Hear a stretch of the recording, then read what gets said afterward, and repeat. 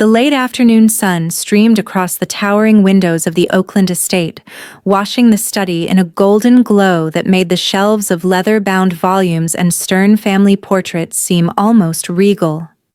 At the center of it all was the long oak table gleaming beneath the light and stacked with spreadsheets, charts, and financial reports that looked more suited to a corporate boardroom than a family meeting. My parents sat at the head poised and severe, while my siblings flanked them with the quiet expectancy of lieutenants awaiting orders. I took the farthest seat dressed simply in my worn sweater and jeans, a deliberate contrast to their designer suits and glittering accessories. At 28, I had long since abandoned the family's corporate ambitions, devoting myself instead to a nonprofit career that paid me a modest $45,000 a year. My brother Michael, recently back from London in his custom-tailored suit, radiated a smug confidence that came from living and breathing business deals. Rachel, my sister, toyed with her luxury handbag, her jeweled watch, catching the light every time she checked it as if even being here was an inconvenience. I knew what this gathering was about. They had finally decided to stage an intervention. To them, my modest income and different career path weren't choices. They were failures that had gone on too long. My father cleared his throat, his voice carrying the weight of a judge pronouncing sentence. Before we begin, let us remember that this is about discipline, responsibility, and securing our financial future. My mother spread out the spreadsheets, her lips pressed into a thin, disapproving line. Our yearly family support costs have ballooned to an unsustainable level. We can't continue like this. Michael leaned forward, his voice smooth, almost rehearsed. The numbers don't lie. Certain members of this family are draining resources without showing gratitude or accountability. His eyes flicked to me, leaving no doubt who he meant. Rachel followed sharper, her words laced with condescension. Some people need to start pulling their weight instead of expecting endless handouts. It's time for responsibility. I said nothing, though. The irony nearly made me laugh. They believed I was the dependent one, blind to the truth that their allowances, their comfort, even the roof over their heads flowed quietly through me each month. My father pressed on. The emergency fund is bleeding out. Rent subsidies, car repairs, frivolous requests. It all stops here. We can't be anyone's personal bank anymore. My mother's eyes locked on me as she added, "You've grown too comfortable with this safety net. It's time you learn to stand on your own." The verdict was unanimous. No more financial aid, no more safety net. They expected me to accept it meekly, even thank them. But just as the words settled, my phone buzzed. I glanced down at the screen, an email from Whitman Trust Management. The subject line read, "Allowance approval required." The requests waiting for my authorization made me almost laugh out loud. $15,000 for Michael, $12,000 for Rachel, $18,000 for Dad, and $8,000 for Mom. Each one pending my approval before 5 o'clock. Suppressing a smile, I quietly denied every single request and placed my phone back on the table. "Actually," I said evenly, "I think there's been a misunderstanding about how our family finances really work." Before anyone could respond, the heavy oak door swung open. A poised woman in a tailored business suit stepped in, carrying a leather briefcase. "Miss Thompson," she said, addressing me. "I'm Patricia Williams from Whitman Trust Management. I'm sorry to interrupt, but I need your immediate signature on the quarterly trust documents." The room froze. My father immediately stood puffed up with authority. "You've come to the wrong person. Bring those papers to me, I handle the trust." Patricia shook her head politely. "I'm afraid there's been a misunderstanding, Mr. Thompson. Your daughter Emily is the trustee. She has held full authority over the family trust since her 25th birthday." The silence that followed was deafening. Michael's smirk was the first to falter. "That can't be true. Emily runs a nonprofit. She doesn't have the expertise to manage a trust." Patricia calmly opened her briefcase, producing a stack of official documents. In fact, Miss Thompson earned her financial planning and trust administration credentials years ago. She has overseen the trust portfolio with remarkable success. My mother's face blanched. What trust portfolio? She whispered. Patricia glanced down at her notes. The Thompson Family Trust. Current value approximately $23.7 million. Their shock was almost palpable horror dawning as they realized their monthly allowances had never come from our parents' generosity. It was me all along. I spoke softly, but every word cut sharp. The deposits you receive each month, the ones you just decided I don't deserve, they've been coming from me. While you thought you were supporting me, I was supporting you. Michael shot to his feet, face flushed. This is absurd. Why would grandfather give control to you of all people? Patricia slid the certified trust document across the table.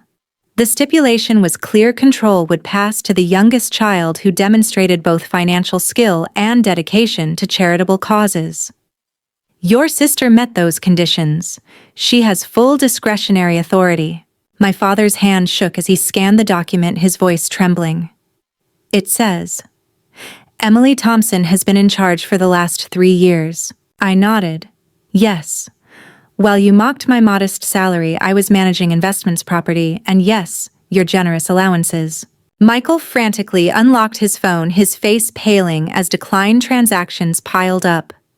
Rachel gasped at her own phone, panic breaking through her polished facade. That, I said gently, is what happens when automatic transfers are suspended. It's the same lesson you thought I needed.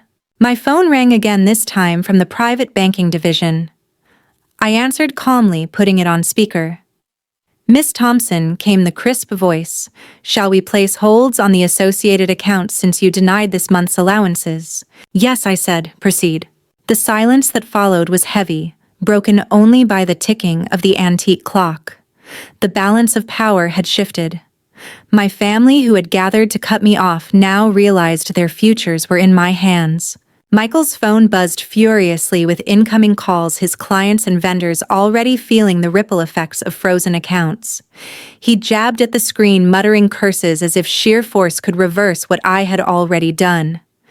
Rachel sat frozen, her trembling hands clutching her luxury handbag, her watch blinking with every failed payment notification that lit up her phone. My parents exchanged horrified glances, the reality of their dependence dawning with brutal clarity. Patricia remained composed, consulting her tablet. To clarify, Michael receives $15,000 each month, Rachel receives $12,000, Mrs. Thompson $8,000, and Mr. Thompson $18,000. All of these distributions fall under Emily's discretion. The words landed like hammer blows. My father's chest heaved with outrage, his voice stripped of its usual authority. This is outrageous. Even if this is true, I built this wealth. I managed our finances for decades. I deserve control. I held his gaze steadily. You didn't build this wealth. Grandfather did. And he left strict instructions for it to pass to the one who demonstrated responsibility and compassion. My nonprofit work wasn't a failure. It was my qualification. Patricia nodded in quiet confirmation. That is correct. The trust requires charitable involvement alongside financial competence. Emily met both conditions. Michael slammed his fist on the table. Emily, this is madness. My business depends on those distributions. Without them, my reputation will collapse. You can't do this. Rachel's eyes brimmed with tears as she pleaded. My credit cards are being declined. My life will fall apart. Please, you can't just cut us off. Another call buzzed through on my phone. I answered on speaker. Miss Thompson, a voice said, this is Jennifer Walsh from the Trust's real estate team. Should we continue covering property taxes and maintenance on the family estates? I glanced around the lavish study, the chandeliers, the gleaming wood, the portraits of ancestors glaring down. What happens if payments stop? Defaults would begin within 60 days, followed by insurance lapses and eventual foreclosure, Jennifer replied. Patricia interjected, her tone matter of fact. This very estate belongs to the trust. Without Emily's oversight, it would already be in jeopardy. My mother's face turned ashen. Our home. This house belongs to the trust. Yes, Patricia confirmed. Emily has been covering all expenses for the past 3 years. The reality shattered whatever pride remained. My father fumbled with his phone, whispering frantically to his accountant. My siblings sat pale and speechless, their illusions of independence unraveling. Another call buzzed. Miss Thompson, said a representative from household management, the staff payroll is due tomorrow. Shall we proceed with payments? I studied my family's faces, every one of them stricken with fear. No, I said calmly. Hold all staff payments pending a budget review. Rachel leaned forward, panic cracking her polished tone. You can't do that. Emily, Mom depends on the staff. The house will fall apart. The same way you thought I depended on handouts, I countered evenly. Remember your words? Time to sink or swim. Michael's composure was unraveling. His phone buzzed nonstop, angry clients flooding his line. His once polished demeanor was gone, replaced with desperation. Finally, my father leaned forward, his voice lowered to a plea. Emily, please. Let's not do this. We are family. We can work something out. I let the silence hang before answering. We are family. And for 3 years I supported you without complaint. But today, you sat me down to cut me off, not realizing the truth. You never supported me. I supported you. Patricia looked up from her notes, a faint admiration in her tone.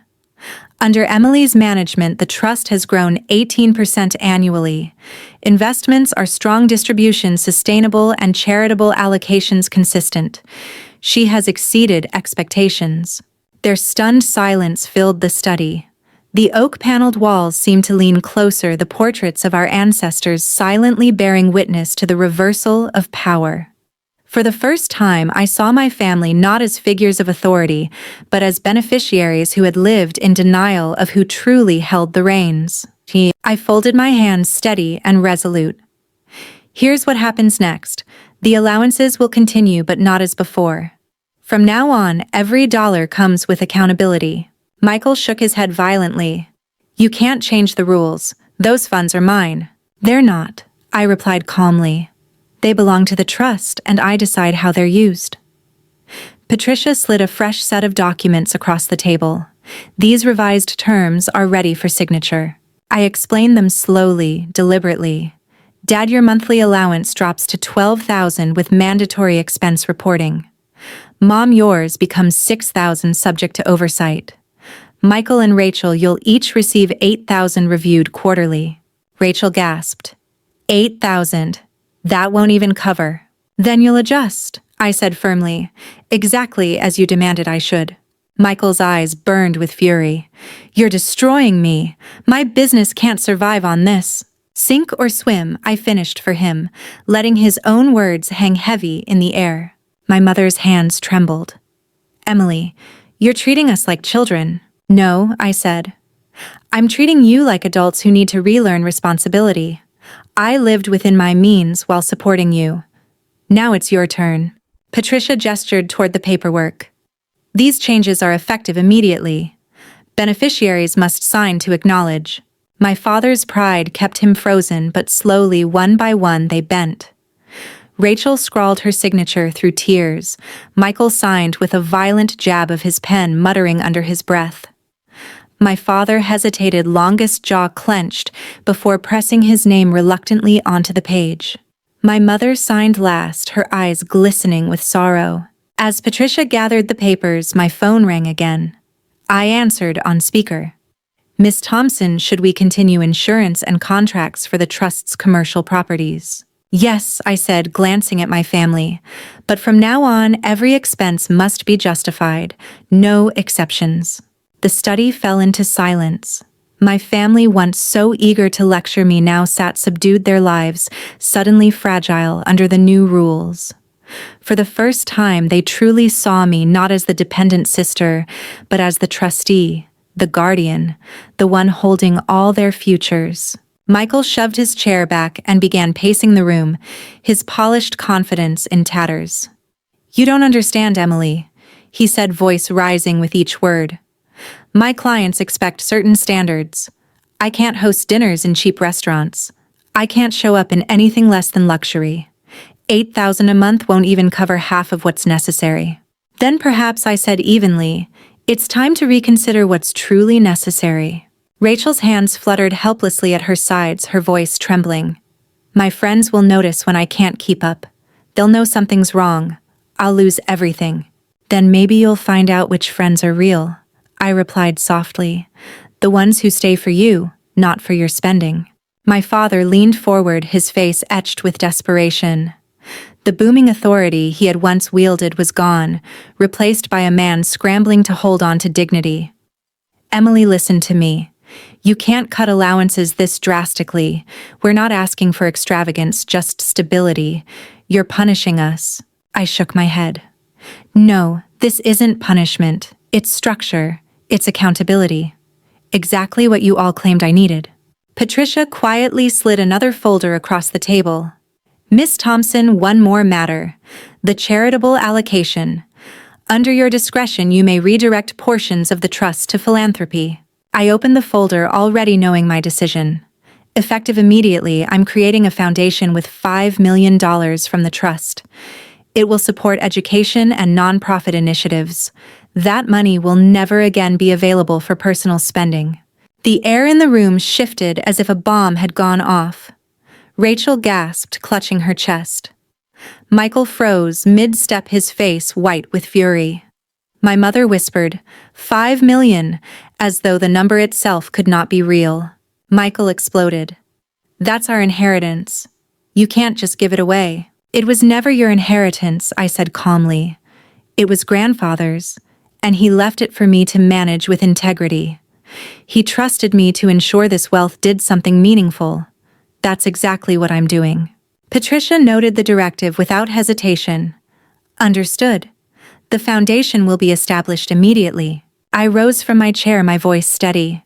You told me this family wasn't my bank anymore. You sat me down to cut me off. But the truth is, I am your bank. I am your landlord, your employer, your financial future. And from this day forward, things will change. The portraits on the wall loomed over the stunned silence, the ancestors who had built this legacy now bearing witness to its rebirth. My family's eyes followed me as I walked toward the door, frozen in disbelief, powerless to stop the shift that had already taken root. That night, the estate was unnervingly quiet. Gone was the usual chatter, Michael boasting about his latest deal, Rachel fussing over boutiques, my father sipping brandy like a king on his throne. The silence was louder than any argument. I sat alone in the study, the ink still drying on the revised agreements, the weight of authority pressing, but not unwelcome. My phone buzzed with messages.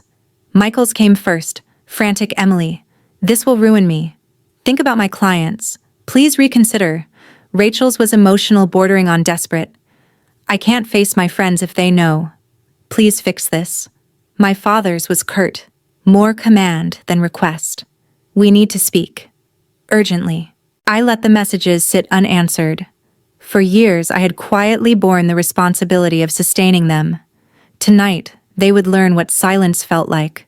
The following morning, breakfast in the dining hall resembled a funeral procession. Michael's eyes were bloodshot, his phone buzzing ceaselessly with angry calls he ignored. Rachel picked listlessly at her fruit, scrolling through rejected transactions on her banking app. My father sat stiff, his untouched coffee cooling by the minute. Finally, my mother broke the silence. Her voice was cracked, fragile. Emily, we were wrong. Her eyes shimmered with tears, and for the first time I saw not disdain, but vulnerability.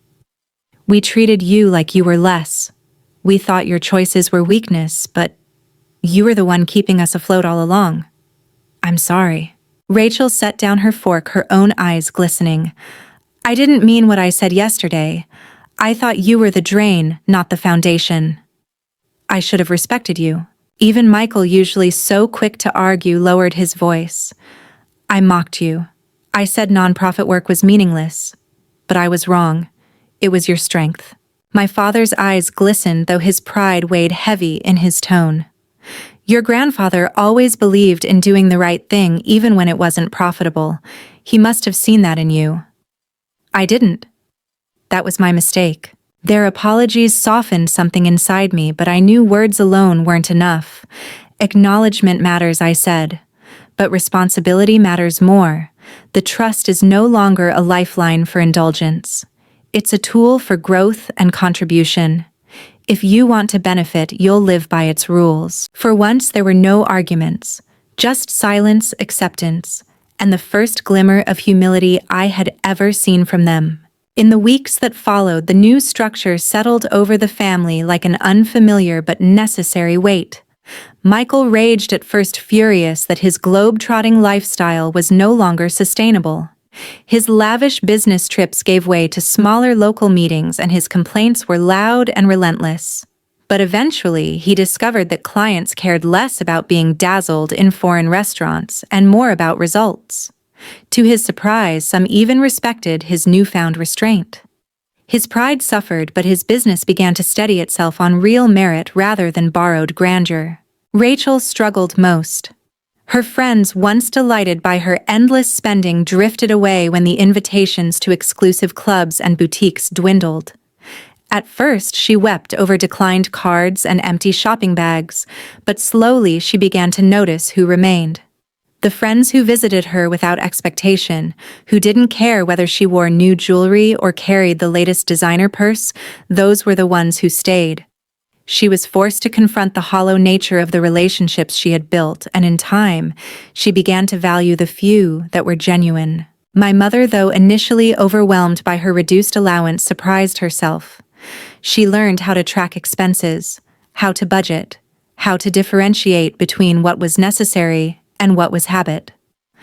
Her first trip to a local market instead of a gourmet store left her shaken, but later she admitted she enjoyed it. I actually spoke with people, she confessed one evening. Real people. I forgot what that felt like. And my father, once the towering authority of our home, grew quieter. He could not let go of his pride overnight, but he stopped barking orders at accountants and lawyers who no longer answered to him. He read more. He spent long afternoons in the garden, something he hadn't done since I was a child. And though his apologies came rarely and haltingly, I sensed a humility taking root in him that I had never seen before. Meanwhile, the foundation launched with quiet but powerful momentum. The first $5 million went into scholarships, community centers, and nonprofit programs that brought tangible change. For the first time, I watched our family's wealth reach beyond our gilded walls and touch the lives of people who needed it most. Letters of gratitude began arriving, students who could now afford university, families whose children had access to after-school programs, neighborhoods where libraries reopened. Every word of thanks filled me with a satisfaction deeper than any luxury could buy.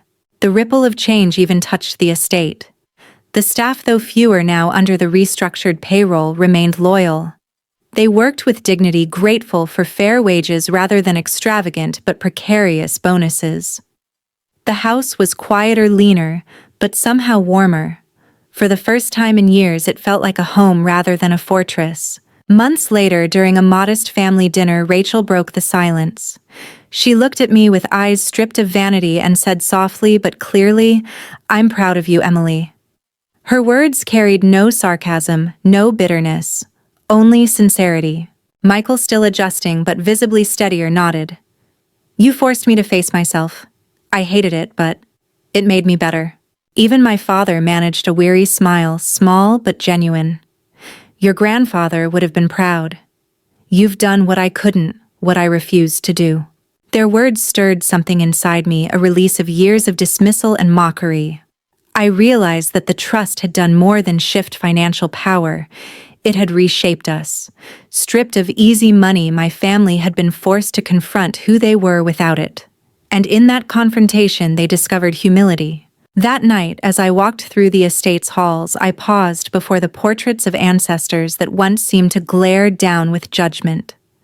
Now they felt different, as though their stern gazes had softened into approval. Grandfather's design had worked. He hadn't chosen the eldest or the strongest to carry the trust. He had chosen the one who understood the burden of responsibility, who knew that wealth meant nothing without purpose. The greatest lesson was not about money at all. It was about respect. Wealth without gratitude corrodes families. Authority without humility destroys trust. But with structure, accountability, and compassion, even fractured bonds can be rebuilt. For the first time, I no longer felt like the outsider, the disappointment, the weak link. I felt like the guardian I had been meant to be all along. If you found meaning in this story, don't forget to like, share, and subscribe for more powerful family tales, and let me know in the comments what lesson spoke most to you.